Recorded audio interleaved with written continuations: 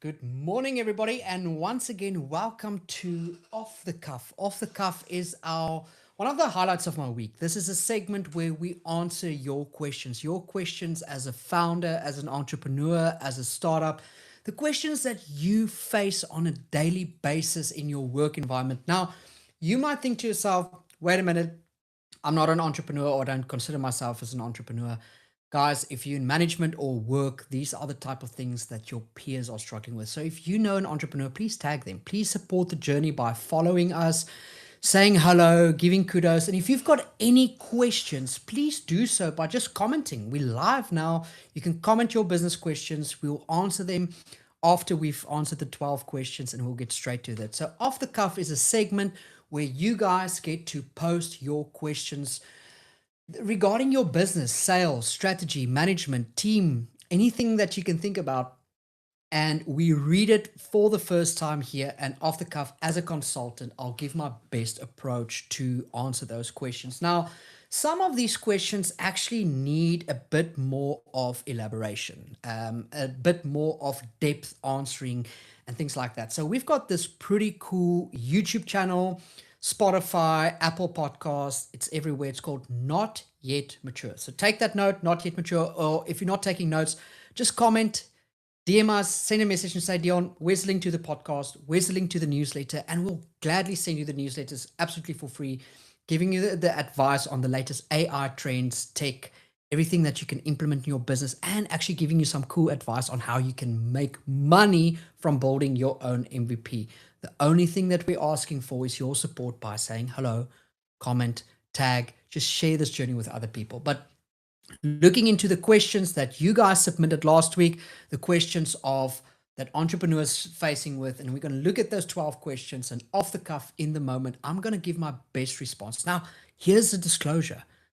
All our clients need to pay for this responses, need to pay for the results that I'm giving you, right? As a consultant, I need to look at all the views, but you guys on this channel are getting absolutely everything for free. And the only thing that we like is please follow along on the journey. Go to YouTube, go to Spotify, go to Apple Music, and just say, Not Yet Mature. If you don't know what I'm talking about, send a question mark in the comments or DM us, and I'll send you the links to that, where we give so much more valuable advice to entrepreneurs, to startup, because we feel that you've got a massive calling in your life to create, and we want to give you the tools and the resources and the guidance and the ideas of what you can build today and how you can take that idea and actually monetize from it. We actually just released an episode on what it's going to cost to retire. And retirement's going to cost you 138 million Rand if you didn't know.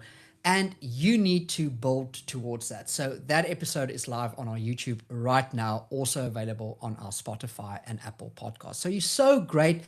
It's amazing having everyone here today. As you can see, I'm super excited, overly excited. And then obviously, I have been in front of the camera for ages now. So thank you for joining. This is Off the Cuff. It's our live segment answering the questions for entrepreneurs. And here we go. Looking at question number 1 today in front of me for Off the Cuff. And by the way, just as a friendly final reminder, if you know anyone that considers himself an entrepreneur, why not just go ahead and tag them this? If you just comment hello, I'll wave back, I'll say hello, I'll try to interact and support the journey. Just please, this is so valuable for entrepreneurs out there. People want to start out their own businesses and never know where to start. So everyone, I can see you joining. Thank you so much. Hello to everybody. Unfortunately, I'm not going to accept any co-hosts or anything like that. So please don't worry about bringing that in. So question number 1, this is your guys' questions as entrepreneurs. I'm going to read it now for the first time and I'm going to give you my best response. We're looking at 12 questions and just once again, finally, if any of those questions kind of like inspires you or you've got your own questions, just comment them. When I'm done with these 12, I'll go through the comment sections, I'll look at everything, and I would actually just say, hello, and I'll answer your questions. So thank you so much for the support. Thank you so much for the gifts and everything. You guys are massively amazing in supporting this journey on how we can improve, and steward entrepreneurs, startups, and businesses out there. So looking at question number 1, question number 1 reads as follows. It says, my calendar is wall to wall meetings all day, and I only do my actual work after everyone's gone home. How do I get my days back? Huh.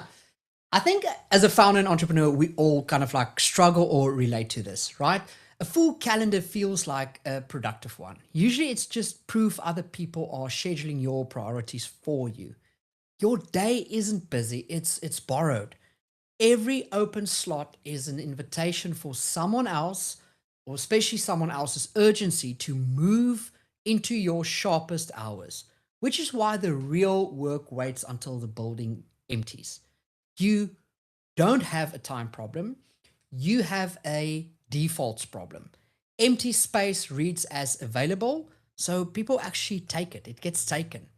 So if this is your question or you struggling with someone like this, I would actually recommend 3 moves. Move number 1, block your 2 best hours for deep work before anyone can touch them, and treat that block like a meeting that you cannot move. The second thing that I'll recommend is set the default meeting to 25 minutes, not 60. Work expands to fill whatever box you draw. The third step that I would recommend in this is make no meeting the resting state. So every invite has to justify the interruption. Protect the morning and the day will follow. Defend the hours that actually build. And I hope that answers your question. If you're here for the first time, hello, welcome everybody. Thank you so much. I'll read through the comments later and I'll thank you for the support. And so great having everybody here at Off the Cuff this morning, answering your business questions applicable to founders, entrepreneurs, startups, and so welcome everybody here. Question number 2. Every quick question from my team shatters my focus and it takes forever to climb back into real work. How do I protect my attention without being unreachable? This is something that every entrepreneur and founder, especially solo entrepreneurs and solo founders, struggle with a lot. A quick question is very rarely quick. We all know that. It's cheap for the asker and expensive for you, and the bill is your concentration. The cost was never the 2 minutes. It's the 20 it takes to get back into the deep thought. Paid over and over until the day it is gone and nothing hard got finished. You are not bad at focus. You've built a system where interrupting you is the fastest way to get an answer. So, of course, people will interrupt. 3 moves that I'll suggest if this is someone like you. Number 1, name the windows when you are reachable and the windows when you are not. And say both out loud so later stops reading as rejection. The second one is make the default channel a sync, so questions queue instead of detonate. The third tip I would give you is batch the answers. Most urgent ones quietly resolve themselves before you arrive. Reachable all day means productive almost never. So guard the deep and batch the rest. And I hope that answers your question. The third question I have in front of me that's submitted by you guys, entrepreneurs. By the way, if you want to submit your own questions, you can write them in the comments now, business related, sales related. I'll answer them for you. I'll also look at the inboxes later. But where you can formally submit this, we've got links everywhere. It's called Off the Cuff. Each Friday, we take up our time and we answer these questions for entrepreneurs. When question number 3, we've got 12 questions I'm going to answer. And then also obviously looking at your guys' comments, if there's any comments that gets answers from this. So the third question I have in front of me, your guys' question, I plan my whole week every Monday and it's in ruins by Tuesday afternoon. I can vouch for that. Why don't my schedule survive contact with reality? Oh, guys, this is an amazing one. Your plan isn't failing you. That's good news. A week packed to 100% was never a schedule. It was a wish with kind of like timestamps, right? So you fall every hour. So the first surprise, and there is always one, has nowhere to land except on top of everything else. The problem, I would say, isn't your discipline. It's that you designed a week with no room left for the week to be itself, right? Personally, I don't plan around Mondays ever in my life. It's my rule of thumb. So it doesn't leave room for the week to plan itself, then called the overflow, kind of like a personal failing. Three moves, three suggestions I would say is, first of all, plan only about 60% of your hours and leave the rest deliberately empty. That white space is where reality gets absorbed instead of kind of like exploding. The second tip I would say is separate the few must moves from the nice to do's and protect the must moves first. The third tip that I'll give you guys would say reset tomorrow at the end of each day, kind of like rather than guessing the whole week on Monday. Plan less, finish more, leave room for the week. Let's just quickly see if we have got a couple of questions that's coming in here now, because I just want to make sure I stay on top of the questions that's there. Just want to have a look at there. I'm pretty sure someone commented a business question right now. I might be. So, hi, everybody. Nice to see you here. If you throw a wave, I'll throw a wave right back at you. So, let's go on. I don't see any questions. There we go. So, the fourth question I have in front of me, your guys' question is, I spend my whole week on calls and demos with prospects, that's leads who never end up buying. How do I stop pouring hours into dead deals? This is kind of like part of my customer journey that I build for my clients. But in short, I'd say time handed to the wrong buyer isn't generosity, it's a subsidy you can't afford. Paid to people who were never going to actually pay you. The trouble isn't your pitch, it's that you qualify with your calendar instead of your questions. Anyone willing to take a meeting gets hours. They get your hours. So the kind of like tire kickers kicking the tire along the road, and the real buyers cost you exactly the same. Your week is leaking through the gap where qualification was supposed to sit. Three advices, if this is something for you that I'll give off the cuff in the moment, would be number one, ask the disqualifying questions first. You can do that through a form, through a survey, like budget, timeline, who actually decides. A fast no is a gift, it's not a loss. Second one is make the prospect spend something before you do. A form, a prep document, a held slot, and watch the unserious people actually evaporate by themselves. The third one I'd say is cap your time per stage. A deal that won't move forward hasn't earned another hour. Spend your hours on buyers and not on audiences. Qualify before you actually calendar. That is my rule of thumb. I used to just put out links to my calendar in the past. It's still kind of like there. I don't enforce people just to, book it, because once they do have that link, they'll book it and they'll never pitch up to that. And now it's taken up all my slot. But when I put that friction before that, and Alex Hormozy speaks about it all the time, that friction, that creates the necessity of people to actually pitch up. And when they come to the meeting, then it's actually a discussion we're worth having. The fifth question from the 12 questions I have is, this is your guys' question. People constantly want to pick my brain over coffee and it's quietly eating my week. Oh my goodness, have we all been there? How do I say no without torching the relationship? Well, everyone wants to pick your brain. Almost nobody wants to pay for the years that actually filled your brain. These asks arrive dressed as flattery. So you say yes and bleed an afternoon at a time, but every free coffee is an hour stolen from the work or the people with a real claim on you. So the kindness was never free. Someone you love is quietly funding it. Three solutions I would say is, number one, keep a real answer ready. I save the deep advice for clients, but here's one thing for free. Then give one genuinely useful sentence and stop. The second point I'll say, point them to something that you've already made, a post, a guide, a video, so that, so your thinking scales without your calendar. The third point that I'll say is, if it's worth a meeting, it's worth a fee. Offer the paid version without flinching. A clean no protects a real yes. Give the answer and not the afternoon. The sixth question I have in front of me is, I reply to client emails the second they arrive, even at 11 at night. Ooh, don't do that. Is that great service or problem I'm not seeing?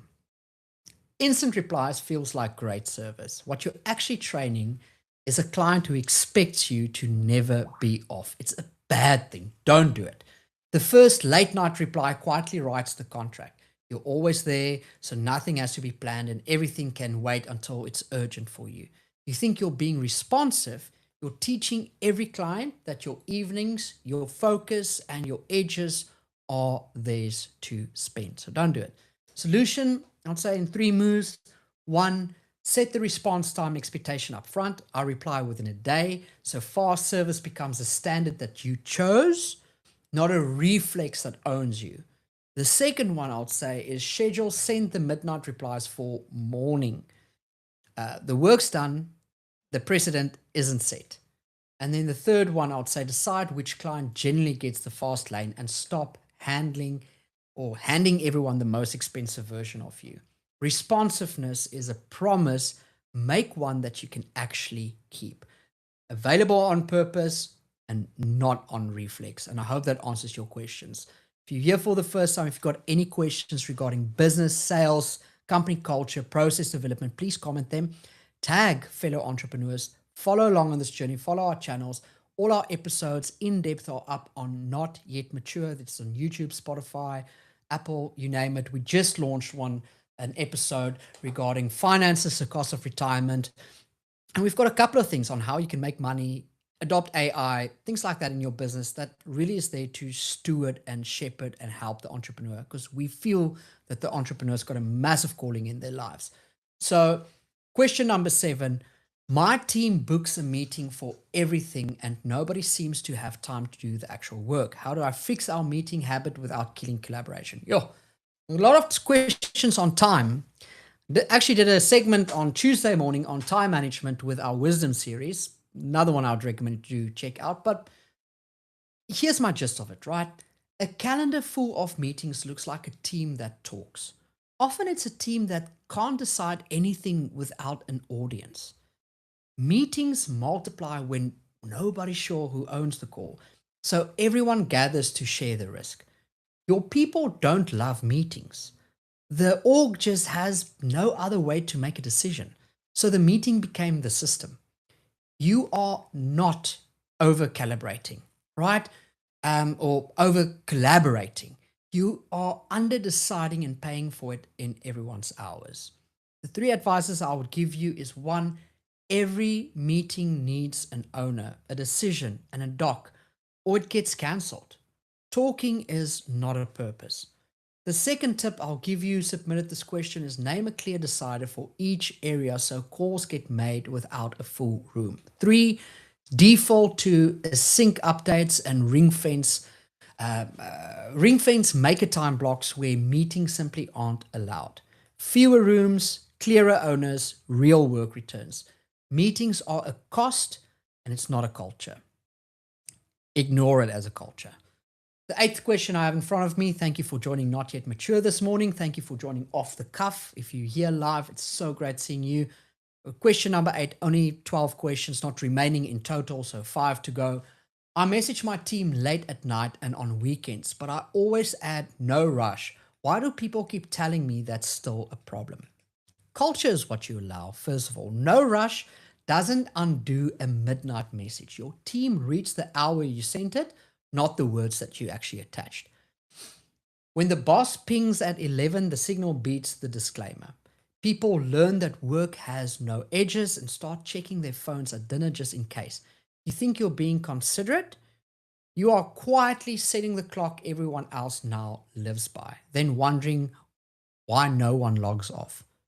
3 things that I'll suggest here is number 1, schedule send anything that would land after hours. The thought is captured, then pressure kind of like isn't. 2, say the boundary out loud and then model it, because the team copies what you do, never what you merely permit. And then the third tip I'll say is protect their off hours the way you want yours protected, right? We model what we allow. Rest isn't a perk you grant, it's the condition good work actually needs. The leader, the manager, the team leader sets that clock. Your habits become your team members, your clients is ours. Question number 9. Everyone on my team is slammed all the time, but our actual priorities barely move. What am I missing? Okay, so I've said it once, I've said it on our podcast, Not Yet Mature. I've said it everywhere. I've said it so many times. Busy and productive are not the same word. It's a lie that we live one. One fills the day, the other one moves the thing that actually matters. When everyone's drowning but nothing ships, motion has become the performance. People get rewarded for looking full, not for finishing what counts. The problem isn't effort. You've never made the line between activity and progress visible. So the team optimizes for the part you can see, and the part you can see is busyness, right? Three moves I'll suggest is one, name the 2 or 3 outcomes that genuinely matter this quarter and let everything else be openly second class. Two, measure finished, not full, kind of like in stand ups. Ask what moved, not what are you working on. And then the third advice I'll say is give people permission to drop low value work out loud. So subtraction stops feeling like slacking. Reward what moves, not what merely fills the hours. Busy is guys, keep this in mind if you're building a business or if you're working a team. Busy is not built. Klar. Last 3 questions I have in front of me. Thank you for joining it today. Please, guys, just subscribe to our channels. More of this is not always for you, it might be, but we're supporting the journey of stewarding, shepherding, and speaking to the lives of other entrepreneurs. So thank you for being here. If you've got any questions, you can comment them. I'll just scout later on. If I don't answer them, come back to this channel. Every single Friday, it's live where we answer your calls. The last 3 questions I have is, I treat my time as mine to spend however I want. I earned it. Is there actually anything wrong with that? Great question. Typical one solo entrepreneurs sit with. You can run your own calendar and still have one thing backwards. The hours were never really yours to begin with. The older wisdom is that time isn't owned, it's entrusted, it's handed to you in a fixed, unknown amount to give somewhere else, like on purpose. Treat it as pure property, and every hour becomes about extraction. What can I squeeze out of this? Treat it as trust, and the question flips to what this hour was actually for. Once again, if this was your question, I would highly suggest on our channels now, Not Yet Mature, on Tuesday, we actually talked about, it's on YouTube and Spotify and Apple, we talked about time in our wisdom series. And that question gets, I think, 30 minutes worth of attention to really just encourage that wisdom of time management in your day. Because time isn't something we can manage, it's something we've been granted to steward. And it's a very important podcast to go and listen to. So, 3 moves I'll say here. One, at day's end, ask not, was I efficient, but what did this day belong to? That single question reorders entire week. Two, give your first and best hours to what matters most, not your leftovers. Whatever gets your peak is what you truly worship, whatever you'd say out loud, right? And then third, hold your plans loosely enough so, that an interruption that matters isn't an enemy. You're a steward, you're not an owner. Spend the hours on purpose. The last 2 questions for Off the Cuff this morning, presented by XCAP on our studio channels, Not Yet Mature, is, I give my sharpest hours to the business, and whatever's left to my family and my faith, I keep meaning to flip it. Why can't I? You don't give your best hours to work by accident. You give them to whatever you're most afraid to disappoint. The business pushes back louder, so it gets the peak of you, while the people who forgive you keep getting the scraps. This isn't a scheduling glitch, it's a quiet ranking. Your week is confessing what you actually treat as ultimate, and it isn't who you'd name if anyone asks. 3 things I suggest is one, put the non negotiables in first, the dinner, the day off, the thing you keep deferring, and build the work around them, not after them. Two, give one of them your genuine peak hours this week, not your tired ones, and watch what shifts. 3, I'd say guard those blocks like a paying client, because the people who don't bill you still deserve your best. First things first, quite literally, your calendar names your God. I can't, and then the final question is, I can't switch off Even when I'm resting, I feel like I should be working. This is a typical faith entrepreneurial journey. How do I actually stop? Rest feels like the thing you do once the work is finished. The work is never finished, which is exactly why rest can't wait for it. The guilt tells you stopping is laziness, but refusing to stop is its own confession. A confession that you believe it all holds together only because you never let it go. That isn't diligence. It's a quiet belief that you're the one keeping the world spinning. And the inability to rest is precisely where it shows. Three moves, three things I'll suggest, and then I'm going to say goodbye. If you don't have any questions, thank you so much for being here. Three suggestions is one, schedule rest before the work, not after, and treat it as an appointment you keep rather than a reward that you earn. The second one is practice stopping while things are still unfinished on purpose, because that's the only way to learn the business survives without you. And then the third one is name what you're afraid will collapse if you rest. Then test whether it's true. It almost never is. Stopping is a kind of trust that you need to kind of like just take in. Thank you so much for joining here. If you have no idea who I am, what this is all about, just go and Google Not Yet Mature. Support our journey. Everything, all the YouTube channels are on there. We've got a heart and passion for entrepreneurship. We want to speak into that, and we answer your questions on the show to just give you some guidance on how to better steward your company, your idea, your prospect, your team, and everything like that. It's absolutely amazing having you here. If you're here for the first time, by the way, just check if you're following us. Just give us a follow. Tag a friend that might find this valuable. And if you need assistance in your own company, reach out to us. We would love to help. Thank you so much. Have a good one. Cheers.